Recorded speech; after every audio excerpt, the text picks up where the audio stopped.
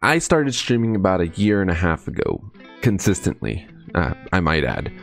And what I knew then is nothing compared to what I know now. And with that being said, I feel like what I know now is good enough information to be able to share with you.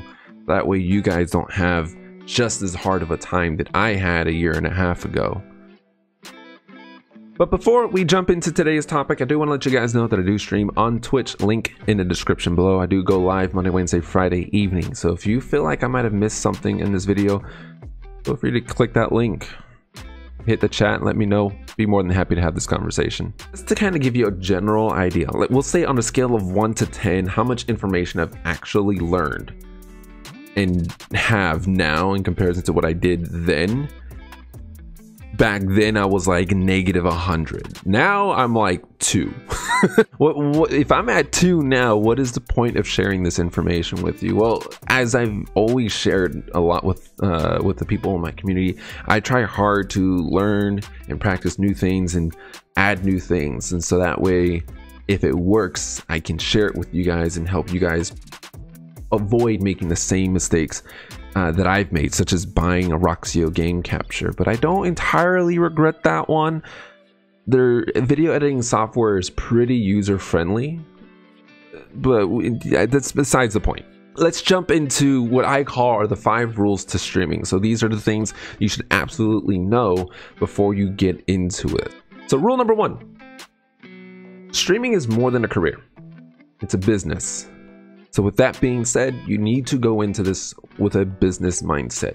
Now, this is separate to those who really are just looking to have fun and just enjoy streaming, and then maybe meeting a few friends along the line. That's an entirely separate thing. A hobby it's different to what this conversation is realistically about. Don't get me wrong, I'm not saying that those guys, we can ignore them. It's more so in the sense of you're here because you want to turn streaming into something, and I'm here to help you with that. Hence why we're not talking about people that are treating this like a hobby. Anyways, streaming is more like a business. If you really want to think about it this way: how many different channels and avenues you need to micromanage, macromanage, or just manage in general to be able to grow and sustain some level of success in your channels. You have to have a TikTok, you have to have Instagram, Twitter, Facebook, you have to have a YouTube channel, you have Twitch. There's so many different things that you need to manage. You need to have a streaming schedule, a filming and editing schedule, as well as know what to post and when to post it, as well as networking. All of these components are no different than building an actual business. If you want to have a restaurant or build a restaurant, you need to build relationships and manage so many different departments. Like, think about a superstore. You have the clothing department, you have jewelry, you have electronics, all these different aspects. It's no different than building a successful Twitch or YouTube or even streaming or content creating platform in any way, shape, or form. To create content, to be able to sustain living in doing so, you need to find a happy work-life balance, and unfortunately nobody that's doing it or trying to make it really has a solution to that. You just need to be able to manage your time wisely and carefully. You need to make sure that you're not neglecting your other responsibilities. If you need to work a 9-to-5 job to make sure you pay your rent and you pay your bills, work your 9-to-5 job. That needs to be your priority before you dive into creating content full-time. And always remember this: your real world life is not an obstacle to your streaming careers. Which brings me to the next point. Rule number 2, setting the right goals. Now, when I say setting the right goals, I'm not talking about setting your 50 follower goals or your 3 concurrent viewer goals or your 1,000 subscriber goals. Those goals are fine, but those are not the goals that'll be able to really help you grow and sustain your channel. You want to set action-based goals. You want to set a to-do list each month. You want to say, I'm going to post 4 videos per month, and each of those videos, I'm going to advertise them at least 4 times a week. And you want to gauge that at the end of each month. You want to see and go back and make sure that you're doing the things that you said and you were setting yourself out to do. You are doing what you want and need to do to be able to achieve and sustain growth for your channels. And again, there's nothing wrong with setting follower or subscriber goals. The difference between setting that and setting action-based goals is very simple. Setting follower and subscriber goals are third-party reliant. You rely on other people to be able to achieve those goals. Setting action-based goals would enable you to have complete control over your measurement of success in your channels. Are you doing things that your channel needs to be able to reach that level of success? And when you come to set the right goals, leads to the third rule: accountability. You are responsible for the success of your channel. You are responsible for what your channel looks like, sounds like, how it appeals to the audience. And with that being said, you can't blame other content creators for the lack of growth that you are not experiencing. You can't sit there and complain about booby streamers, or you can't complain about hot tub streams. Like, they are not stealing views. You're just not giving people a reason to watch you over them. And for those skeptics that are going on and on about how hot tub streamers are fluctuating views for other channels, bear in mind that the top, I think, 10 streamers are all male. And I could be wrong. I'm pretty sure none of them are doing hot tub streams or booby streams. I hope none of them are. Let's jump into number 4. Number 4 is probably the very thing that you need to be doing for the first year in your stream. And that's being a sponge.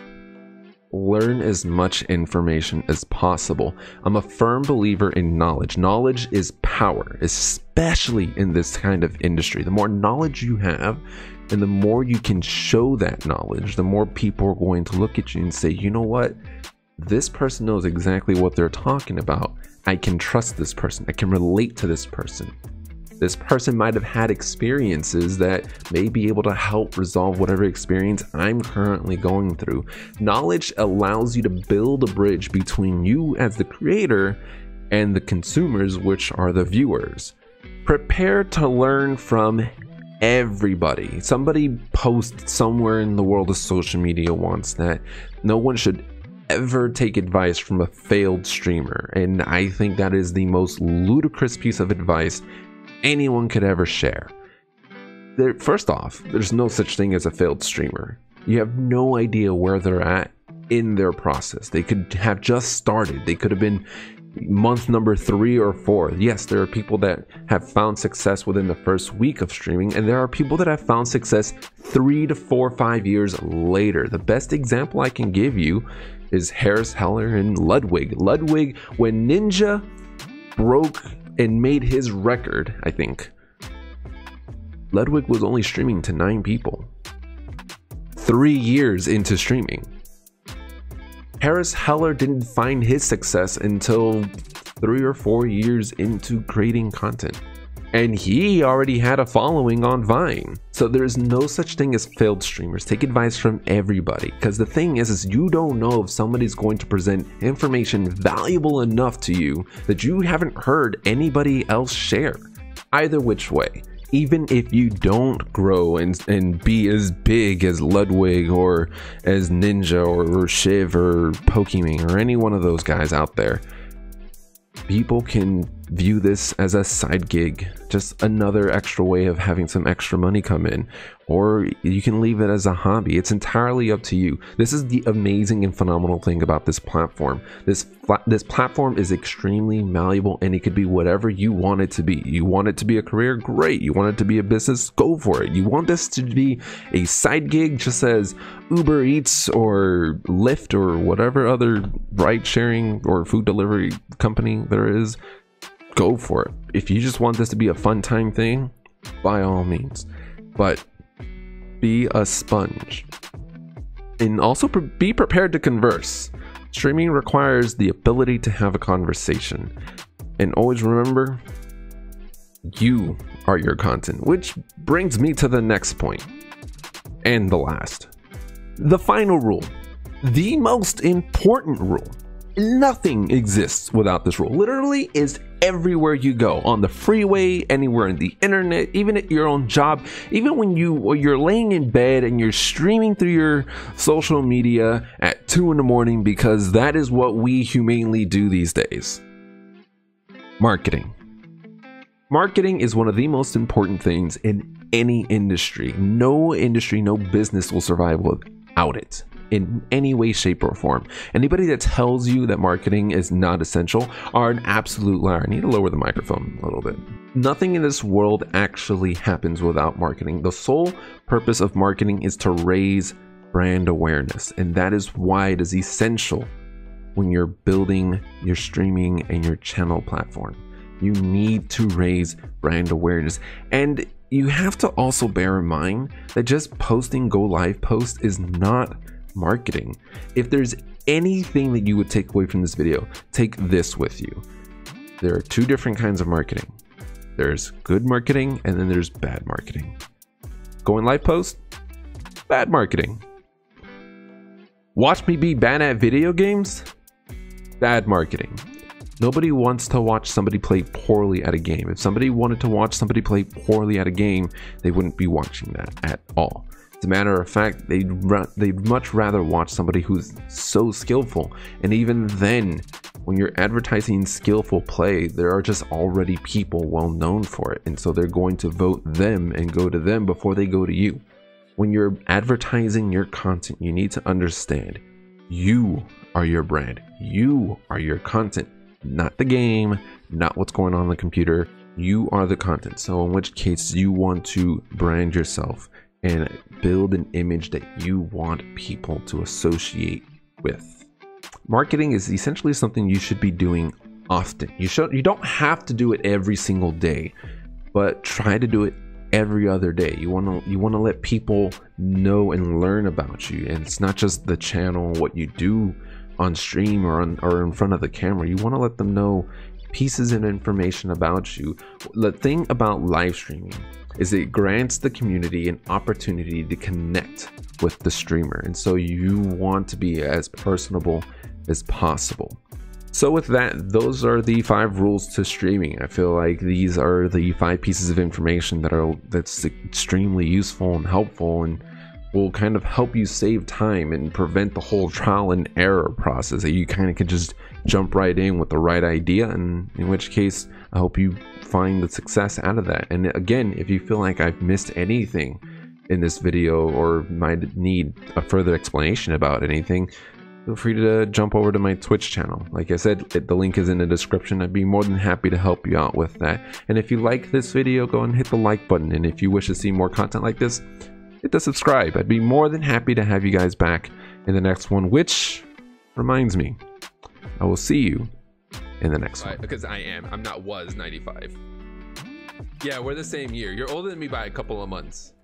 But like a couple months, speaking of a couple of months, a couple months ago, I sat down in my old chair. I'm not, dude. You definitely beat me in the looks department, without a doubt. I sat down in my old chair and my back was just like, ha! And I kid you not, straight up, real words came out.